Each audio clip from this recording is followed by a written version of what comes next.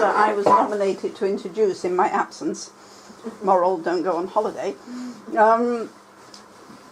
So I'm Eileen, and I'm happy to welcome Jane and David, who are going to tell us about the work they've done on the nuclear convoys, and hopefully what we can do about it and what the Scottish Government should be doing about it. Certainly I've heard them speak once and read the document, and I was already very unhappy about nuclear convoys, and have been, I do a bit of Newt Watch work, but they really convinced me that this is actually a really, central issue to the fight against nuclear weapons, and so I will hand you over to them to convince us. And they're both here with bad colds, I gather, so please be patient. Mine's better. Oh, all right. One of them's got a bad cold. Mine's the end of flu. I'm not quite 100%. I'll do my best. Jane, how many years have you been in the movement? Too many. I'm thinking of way back and going, how long Too is many. that now? And Actually, Too many in that it's still... I was just thinking, as we are so small, should we perhaps introduce ourselves as well? yeah, that would be nice. Right. It's Jane and David we've had, but Anne. Alison. Pat. Aileen. and I'm Eileen. And we're all of an age when we won't remember anyway. There's some- You, Alison. Mm.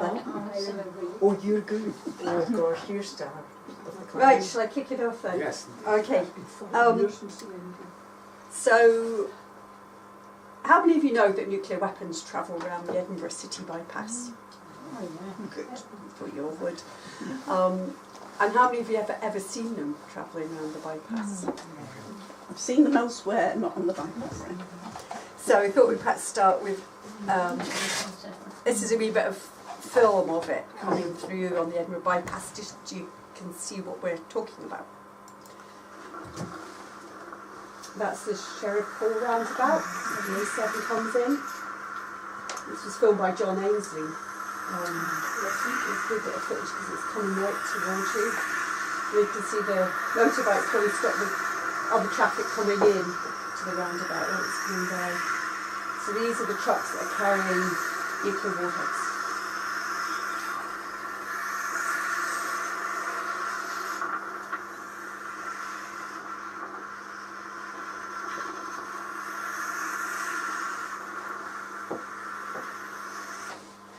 Okay, so as you can see, it's pretty specific vehicles that are like no other military convoy that's out there on the roads.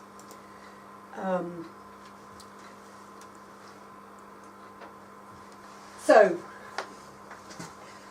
basically, if we take it from the top, I might be teaching my granny to suck eggs here, but often with the convoys, people are a bit confused about what it is and why it is and what's in it, so it's always good to start with the basics so that we're all on the same page about that.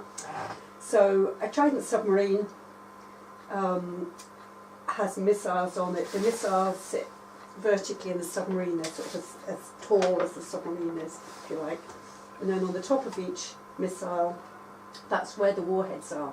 And so a warhead, which is the bit that goes bang, is basically like a very large traffic cone. It's about that height, and it's the shape of a traffic cone.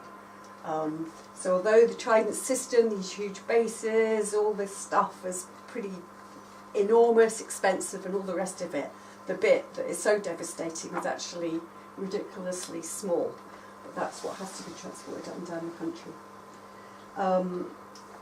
So why does it get transported up and down the country? Oh, hi Barbara. Sorry, Barbara, sorry. I'm going to have to go because Alfie's terribly loud and barky. So can I leave you the stuff? You're going to stop recording, I think.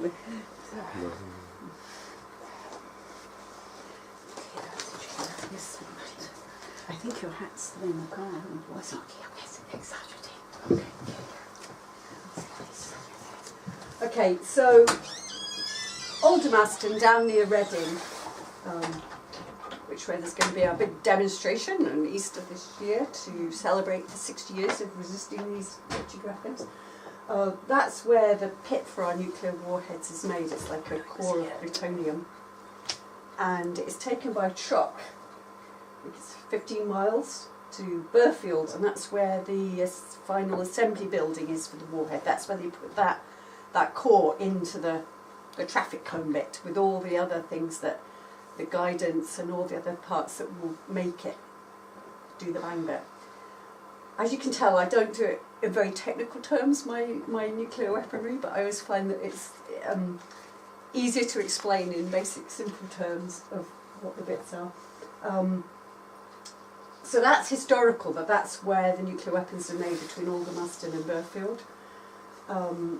Where they assemble them at Burfield, it's in these buildings that have got these big round bits on the roof, and they're called gravel gerties. They're the workshops, so that when they're putting them together, if anything went wrong with the explosives and it went off, the roof is full of gravel, tons and tons of gravel, and the roof would fall in to stop it from spreading everywhere. So I don't think you can imagine your working life in a building where if you make a mistake, tons of gravel falls on you. It's kind of quite an incentive not to make a mistake, isn't it? But it's like a lot of this thing. It's very high tech, and it's mixed with some very low tech, scary stuff. So anyway, that's where the warheads are put together. And then Fast Lane, that we probably all know very well, over on the Gairloch is where the submarines are based. But over the hill at Coolport is where the warheads are actually stored and where they're loaded onto the submarines. So the top picture there, that's the convoy parked up in the special area, and in between these lightning rods up at Coolport. And down on the shore side is this floating jetty. So the submarine goes in, these big doors open, and the submarine goes in there, and they take the top off the missile tube and they bring a workshop over it, and that's where they can take a warhead on and off the missile. The missiles actually stay in the submarines all the time. The old Polaris ones used to take the missiles out to do all that work, but these ones, the missiles are loaned from America, they stay on the submarines, but they can just open it up to swap a warhead in and out. And therefore, because they're made down here and they get delivered to up here, they have to have convoys up and down the roads, and these are the roads that we know of currently that are used, and they use different routes, and they basically either an east route or a west route, but they can swap across country. And this is for over 35 years now. We've been tracking and monitoring them and seeing where they go, and usually when one does come up here, we have a pretty good idea of which roads it's used, which ways come. So that's the top of a missile. That's the warheads. That's the traffic cone bits that I'm talking about. This is actually in America, New Mexico. It's in a museum. The Americans seem to be a lot more open about their nuclear weapons than we are. We've got an absolute culture. Everything has to be secret. But when I went over there, I went to this museum, and it's really weird. You can see this, and then out in the yard in the very hot sun, the sort of models of all the previous nuclear weapons that we've had all sat out on display to be, admired.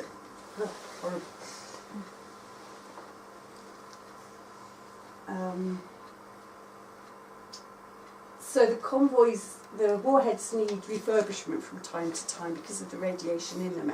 It affects the guidance system, all the other bits in it, and every now and then they have to take a few of them back down to Burfield, take them to bits, replace certain bits. It's kind of like recycling at its worst, really, refurbishment, and then they bring them back up again. So there's this constant, every few months, a convoy just bringing a few more back up to the store at Coolport and ready to go out on the submarines. So when they actually travel, it's not like a nuclear bomb that could go off. It's more that it's what that warhead is and what could happen with an accident is what concerns us. And all this information that we've got about them, as well as following them around for many years, most of it comes from sources of the MOD's own, because they do have to publish some information. So there's this document, which is the Local Authority Emergency Services information. It's what they give out to local authorities, and it's available on the internet. Most people don't know about it, but it's there. So that's where a lot of what we've based our report on. And although we think things could be a lot worse, at least you know, they can't say we're scaremongering because it's actually information that they have given out. So, David. Yeah, I was wondering if you mentioned M8. Did you mention M8? No. No. You're not going to? Well, I was going to later on the bit where Oh, we do the that's routes all right, further on, but Yeah, but you can mention it. I think it's important to recognise that the main focus of this document is not about what Westminster is up to, which obviously is the problem, basically, but it's actually about what in Scotland we have both a duty and also a potential to do something about. Although there is a defences reserved to Westminster, community safety is devolved. You would think, actually, reading the legislation in its entirety, and it's in a piece of legislation called the Civil Contingencies Act, which you can actually look at online. It doesn't take that long to read. And it would say a mirror act of the one they have in England and Wales and presumably Northern Ireland. And it imposes duties on a particular kind of agencies, and these agencies are called first responders. And first responders are police, fire and emergency services, health services, and local authorities. I don't think I've missed any of it. And they have certain duties under the Act. And the two duties that actually stand out are the duty to conduct risk assessment of any threat to public safety, and also the duty to inform their public about any threat to public safety. So if you keep these 2 points in mind, risk assessment, public information, and we didn't do it. It was Mark Ruskell, MSP. His office conducted a survey way back in autumn 2016, and they chose one particular first responder, which is local authorities. The reason we chose them was they're the obvious one because they have an obvious sense of duty to keep the public informed. They have a very identifiable public residence. And the survey was conducted and it came back, and basically it's revealed that none of the councils conducted any risk assessment of the threat of nuclear weapon convoys. Okay. Bear in mind, you're not talking about ordinary radiological threats, you're talking about a unique combination of plutonium and high explosive. As Jane says, the bombs are most unlikely to go off, although in fact they're not completely impossible to go off. Most unlikely to go off as nuclear weapons, but obviously the fact that you have the potential for a bang that can chuck plutonium far and wide makes it a very unique risk, and no one conducts any risk assessments of this. Let me put in one exception. Stirling Council, being pressurised by a local CND group, how long ago, 10 years ago maybe, about the fact that the convoy stopped in a military base in Stirling at Forsyth. They said, have you done a risk assessment? We asked them, have you done a risk assessment? And they did a risk assessment of it. But I mean, it was a piece of bollocks, basically, saying MOD said it was safe enough, so we think it's safe enough. It's what it amounted to. So that's the only tiny exception. Absolutely none of them inform their public about the threat. Okay. And it seems to me, and I don't know if Jane maybe got a slightly different emphasis, it seems to me that it's a failure to inform that is the most obvious, tangible bit that we actually can work on. And it's not as if there is not a framework for informing people. There is an overarching community safety organisation called Unready Scotland, which is why we certainly chose our title. And they produce websites, both at regional and national level, that indicate various threats that might happen, including at national level terrorism, radiological threats, epidemics, floods, that sort of thing. But none of them mention nuclear weapon convoys. So there's also another inconsistency here, because if you happen to live close to Faslane and Coulport, there is a system in place for informing the public about radiological dangers related to the base, called the Clyde Plan. And every 3 years there is a proactive leafleting, I think it's done with all the residents, saying what to do if you indicate there is a problem with presumably the submarine reactors they're thinking of most of the time, isn't it? Mm-hmm. Yeah. So that, but although that exists, and it exists for Devonport also in England, it doesn't exist for convoys on the route through Scotland. Is that right? Yeah. I'm just thinking, was the next slide there? Have I run on too fast? Well, no, I'm just. It's a while since I've done this. Yeah, did you want the one with the. That's the councils. You were talking about the councils. Oh yeah, sure, yeah. I think that speaks for itself. And in fact, even if you include the M8, it's still the same councils. There's 15 of them Yeah. that are affected.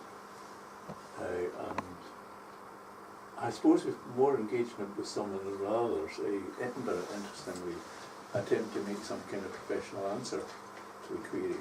It was worth reading Edinburgh's one in this. Whereas West Lothian thought, convoys, what are they? And didn't seem to realise that the M9 runs through the territory, you know. Would it also be worth pressurising some of the joining authorities to put pressure on the ones that are in the route, because they would be affected as well? Yes. So that might be another way It of might be, putting yeah. pressure. But you need somebody to start. Aye, yeah. We thought if at least if we say this is coming through your area, are you assessing the risk? Are you telling anybody? And when the answers were so appallingly non-existent.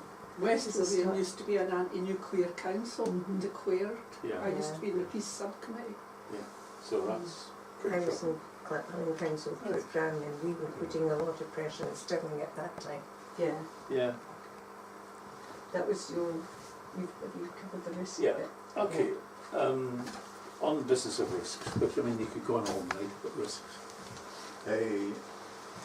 It used to be that they would say, well, you know, nothing has happened, nothing is likely to happen. We take tremendous care in driving these vehicles around, and all that I think is actually true. The likelihood of an accident is how high is it? Is a question. We'll come back to that. But let's say for the moment it's low. You have to, in assessing the risk, you also have to take account of what the severity would be should the risk be fulfilled. I suppose it's like saying you're walking on a tiny 10-inch path on the edge of a 10,000 foot drop. There's every chance you'll make it to the other end. Probably won't fall off, but if you do fall off, quite serious consequences.